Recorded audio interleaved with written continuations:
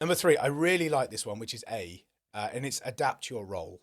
This was one of my secret superpower ideas that we used. Adapt your role means when someone comes to apply for your job, work out how is your job going to fit around their life, not their life going to fit around your job. And there are only certain roles that works and doesn't work for. But say I'm looking for a central administrator or something like that. The secret weapon for Pareto was mums that only wanted to work between, say, 9:30 and 2:30 p.m. and they wanted to be at home.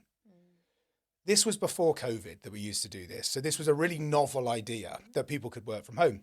Now, what I found is if you can make your job flexible around people and around their lives in a way that other businesses can't offer them that same flexibility, they'd be willing to work for slightly less because actually it's not all about the money, it's about their life. And the loyalty that you grew was just massive because they couldn't go anywhere else. And I'm not saying you were holding people to ransom. I'm saying you were building a environment that only worked for them. And you could do it. And people don't believe me when I say this. When Pareto went for its final exit, we're about 42 million turnover and 550 staff when I exited at that stage. We had one 4-person flexi desk office in Reading. That was it. Our rental was less than something like 25 grand a year, maybe even 12 grand a year. It was almost negligible. I do a lot of M&A now. I meet businesses that are 20 million turnover and they got 6 offices in the UK and it's costing 150k, 200k a year in rental. I'm like, you guys are mad. Like, what? We had a 3.9% overhead in Pareto, which was very low, but because we ran it in a certain way to make it efficient. So, and partly the reason we were able to do that was because we could be flexible with where people worked. It also meant that, say I needed an admin, it didn't matter where in the country they were based. And of course, if you're recruiting in central London, an admin may be 30 odd K. If you're recruiting in Newcastle for a remote worker, that might be a 22k role.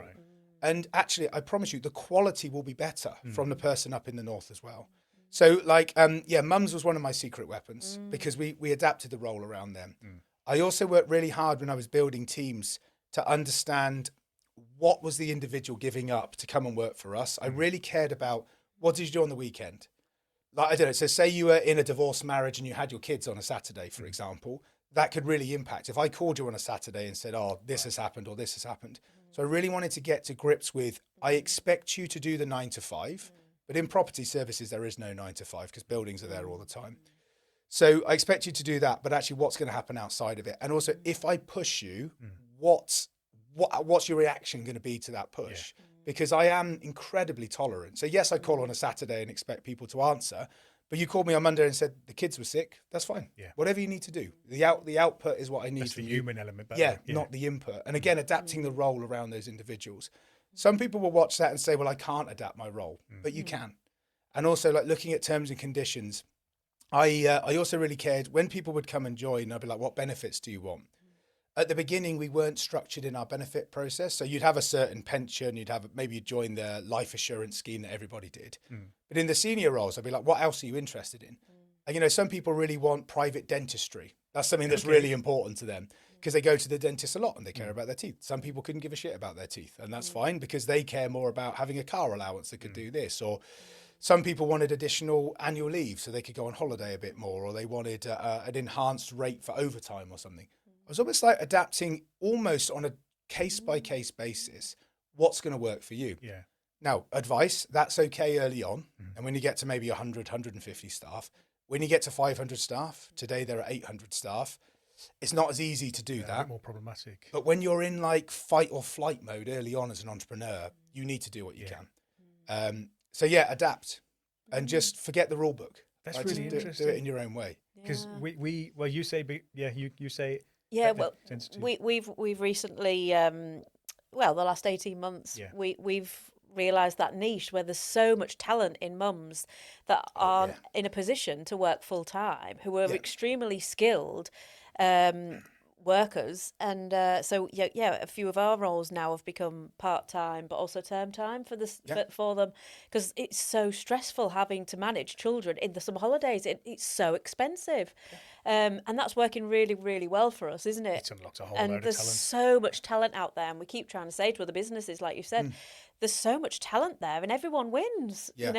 Like you say, adapt where you can. I mean, ours is a hands-on business, so we have people working in production and in the office space. But yeah, thinking out the box and making it work for them is so important, isn't it? I love that. Shout out to the mums, Yeah. you know, and I really mean it. They actually, so many women, they go and have kids and their businesses then play them down because they're not given the same opportunities. They don't go back to the same role. They're trying to do part-time and balance children as well. You have all the biological changes that happen at the same time. Yeah. And actually, without those incredible women, we just wouldn't have an economy like we do. And I just think the easier you can make it for that skill set to be continued to be utilised, the better. And it comes back, when I was a kid, you know, the men in our family, a very traditional family, the men would be out working 60, 70 hours a week.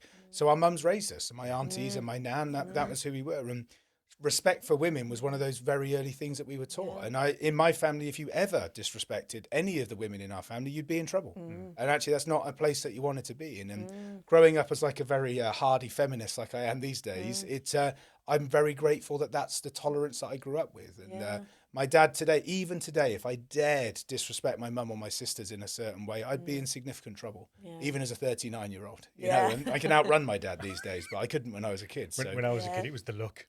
If I said to my mum, it was the look of, oh shit, I shouldn't have said that kind of thing. Won't be saying that again. Didn't have to say anything. It was just a stern, watch it. My mum would probably get arrested for this these days, but when I was a kid, I did push the boundaries, as we talked about in the documentary. But I remember once I kept swearing when I was about 8, and my mum said, "You do it again, I'll take you upstairs and wash your mouth out with soap." And I did it again, and she took me upstairs, and she got a bar of hand soap, and she washed it around my mouth. And I can still taste the bits of green soap in between my teeth now. And I swear like a fucking trooper these days, so it didn't quite work.